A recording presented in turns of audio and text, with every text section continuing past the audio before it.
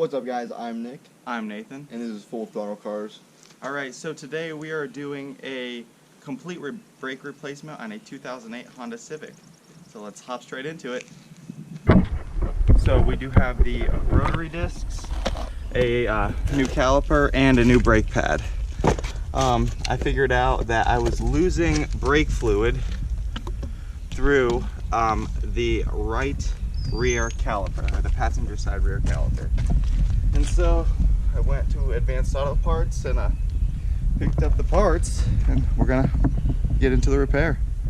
Alright guys, so when you are doing anything on your car in a situation where you have to take off the wheel, you want to loosen these bolts, however many you have on your car. I have 5 while the wheel is still on the ground, because if you don't and you lift it up, you'll be prying so hard that the wheel will actually spin and you'll have to hold it and kind of counteract. So it's much easier just to get out your tools and put this together. One sec, guys. Loosen up these, just give it a little twist. It's on the wrong direction.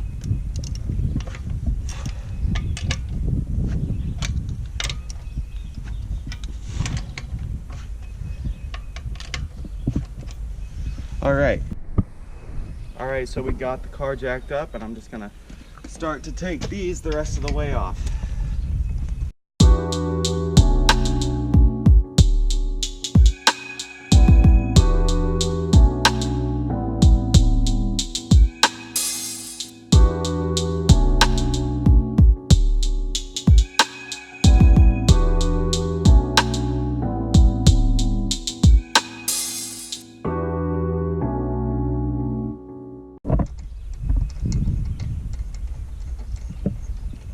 Alright, that is 5 nuts off of the tire.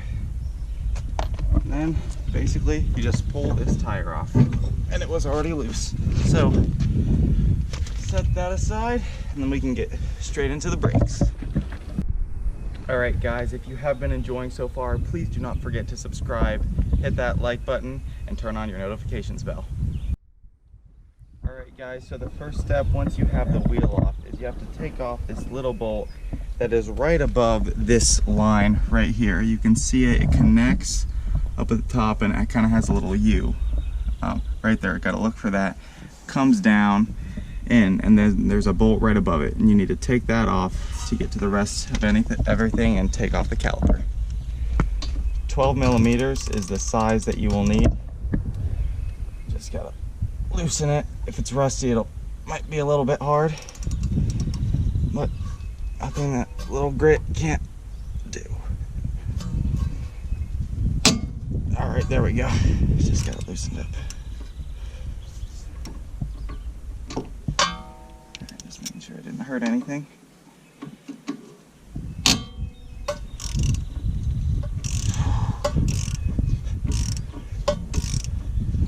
A little safety precaution while you're doing all this, guys, is if there is brake fluid left in your vehicle, be very careful that you do not get sprayed, because you do not want brake fluid in your eyes, especially while you're trying to fix your car that's jacked up.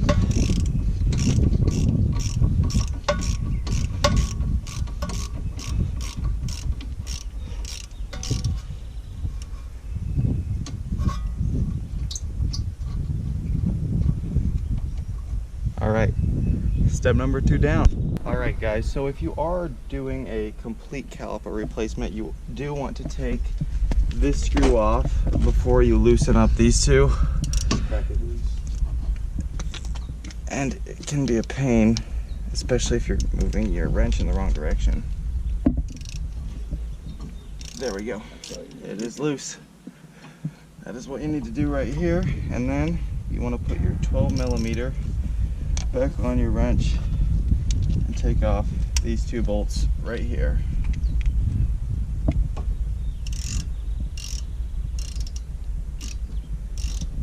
I might be able to do that by hand.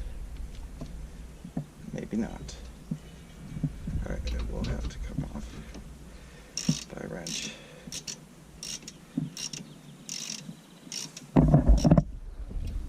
Now it should go.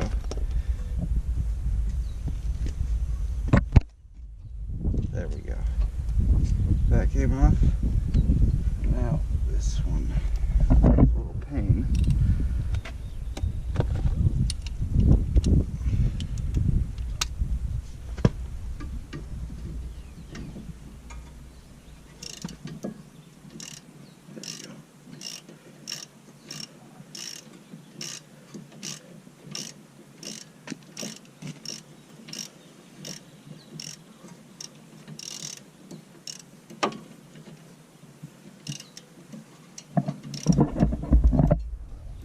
Alright, that is out. I want to take this e-brake cable off. Easiest way here is just to take this spring, kind of compress it, pull it away, pull the spring off, and that allows you to move the action on this, and then you can move it forward and get this to come off.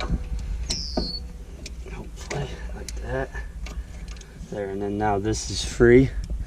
And now the next trick is we gotta get it to come out of here, and this is super rusty. But this cable right here is what's hooked to your e-brake lever. So when you pull the e-brake, it actually moves this and engages the brakes. So what we're gonna wanna try to do next is get this freed up and get this to come out. So we'll work on that and we'll come back and let you know how it goes. So what we did here, guys, on this e-brake is there's two bolts. If you look at the new caliper right here, these two bolts right here hold this bracket on right here for the e-brake cable. So we just took them two bolts off and we can pull our e-brake cable back out of the way. Then the caliper's pretty much free. All we have to do is finish taking this 7/16 bolt out, and then the caliper's able to be replaced. So next thing we're gonna do, 14mm socket right around here on these two bolts right here and here to be able to remove this bracket off of here, and then we can take our rotor off and get our new rotor put on. So guys, what we're going to want to do now is, now that we got the rotor off, we're going to want to clean all this rust off of here, like this scale right here, to make sure that the rotor sits on here nice and flat, because if we get some high spots in it like this, it won't sit exactly flat and the rotor can kind of move around. It seems like kind of minuscule, but it's actually really important to make sure you get this as clean as we can. In an ideal setting, we'd use like an air drill or something like that to get this nice and polished up.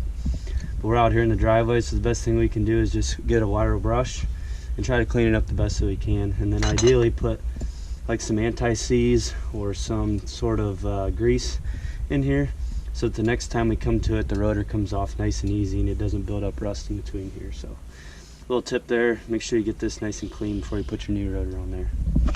Telling these guys something you want to do, normally when they send you a rotor, they put a coating of oil on it to keep it from rusting when it's sitting in the box.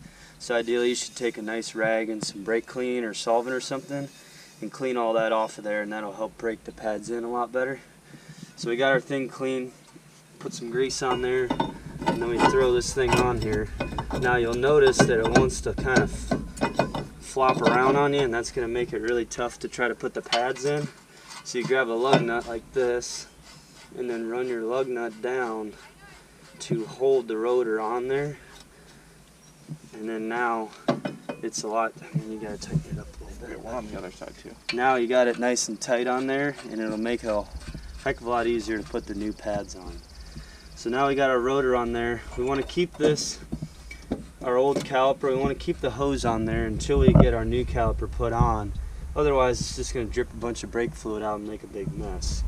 So just swing this thing out of the way.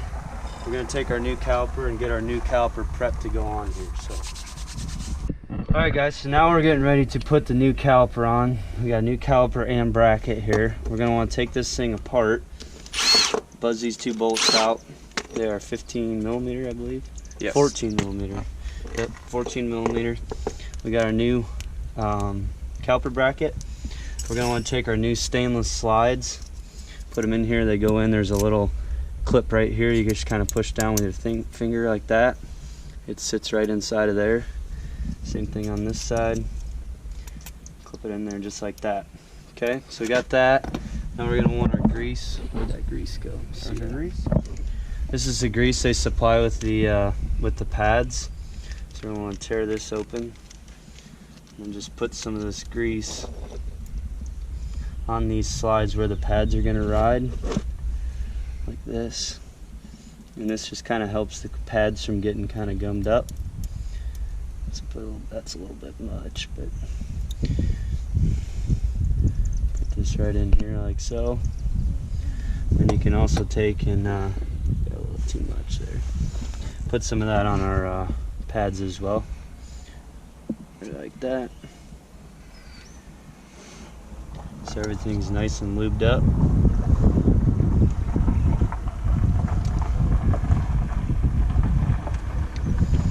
Okay, so we got everything lubed up. We're all ready to go. Now we're going to install this with our, I think they're our bolts right here. We're going to install them and then we'll come back. Alright guys, so now we got our bracket mounted, we got our clips on there, and we have our grease on there.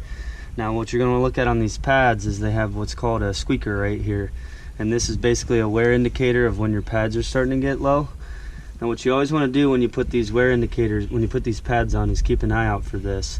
Because you always want to put them on in the direction that the rotor is going. So obviously most of the time you're going forward, so the rotor's going this way. So you want it to impact this and actually push this into the brake pad. You wouldn't want to put it on this way where it pulls up on it, because then it won't do its job as well. So you want to put these in here just like this. Make sure it fits. Just like that. Okay, so we got that on there. Same thing with this side. Got them both in there. Now we're ready to put the actual caliper on. Now on these guys, what happens here is you end up having to, if we weren't replacing this caliper or just doing the brake pads, let's say, see this little notch right here? There's the same thing on the backside pad. Now we want to make sure that if you were to turn this caliper in to compress it, which like I said, we're saying that we're using an old caliper in this case, you want to make sure that this is lined up with that hole, so it's straight up and down, because if it was cockeyed it wouldn't fit in there. So then you take and just put your caliper on, push these pins back in a little bit like that, grab your new bolts, throw your new bolts in there, and you're off to the races. But actually what we might want to do before we do that, let's back up a little bit here, is put that emergency brake bracket back on first. That's a good idea. Yeah, because we're going to want to end up putting this back on, or else we won't be able to get it on. So let's actually get this bracket put on, and then we'll get back to where we were. The thing is, last time guys, we got to take this spring off. It sits in here like this. This pivots up, so just take a pair of vice grips, get it to come off of there, pull it out, just leave it on your vice grips, and then you can actually take and pivot this up to get your e-brake cable on there, like so.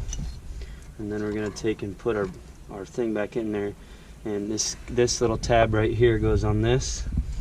I'm going to take it and put it like that, spin it up, and then release it like that. Now our e-brake's on there and it's hooked up.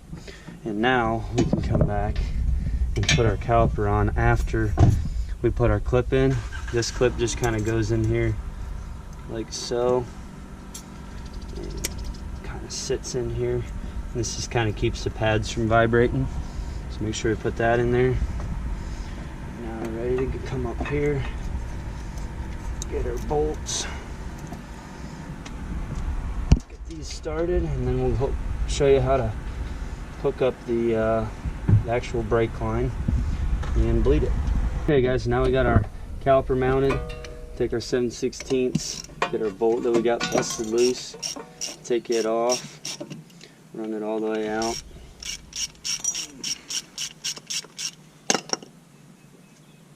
And then what we're going to have is we're going to have two copper crush washers that help seal this.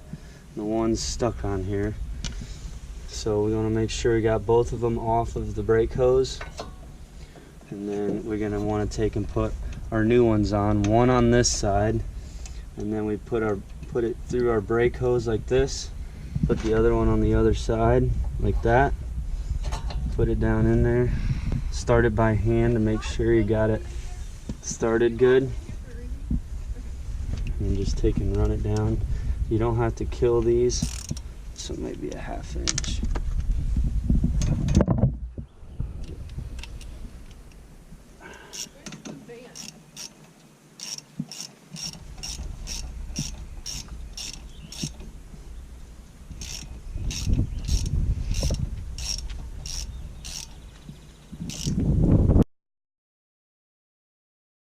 Okay, so that's that.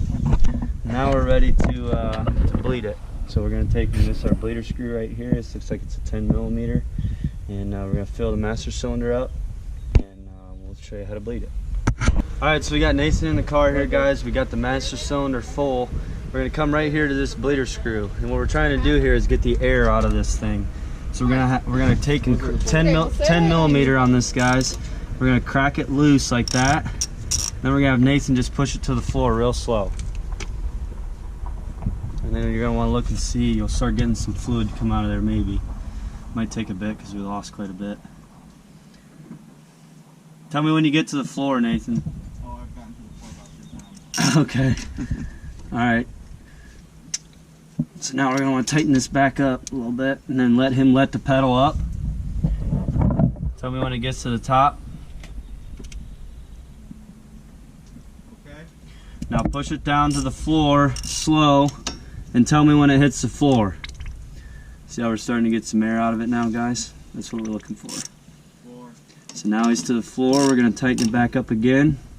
Let him bring it back up to the top. Let me know when you get there. Okay, now we're going to crack it loose again and have him push it back down to the floor slow. Should get some more air out of it, hopefully.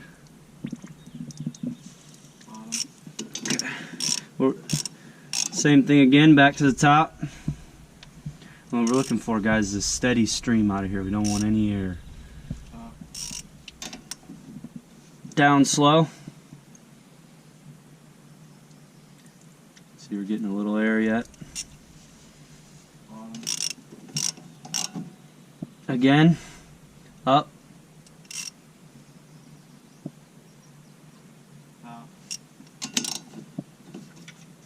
Floor.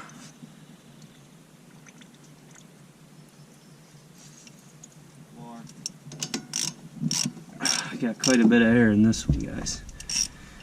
Okay, back to the top.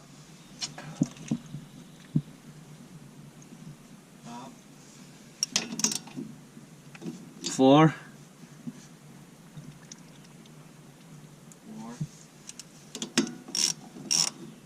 Top.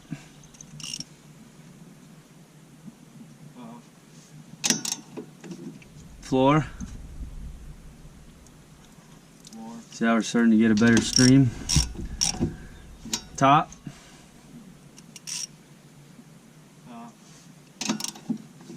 Floor. We're almost there. Top.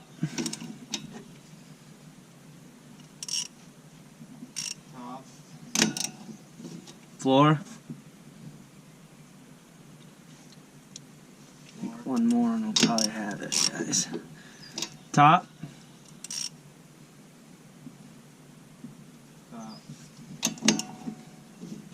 Floor.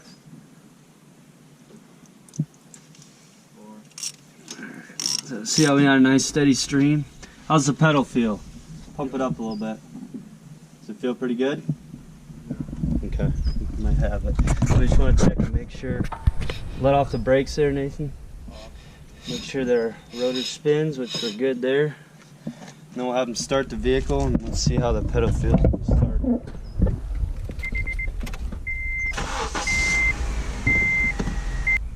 Alright guys, we just finished up the brake job. Huge thanks to our friend Brandon, who basically did it for us. Yeah, he's a mechanic, so he kind of knew what he was talking about, and we were just going to try to figure it out ourselves, but he hopped in and really gave us an extra boost. Yeah, and he is possibly going to be starting a YouTube channel. If he does, there will definitely be a link in the description to go check it out. He's going to do some stuff with their race truck, which is going to be pretty cool. So yeah, I'll drop a link in the description as soon as he gets his channel up. All right, see you guys.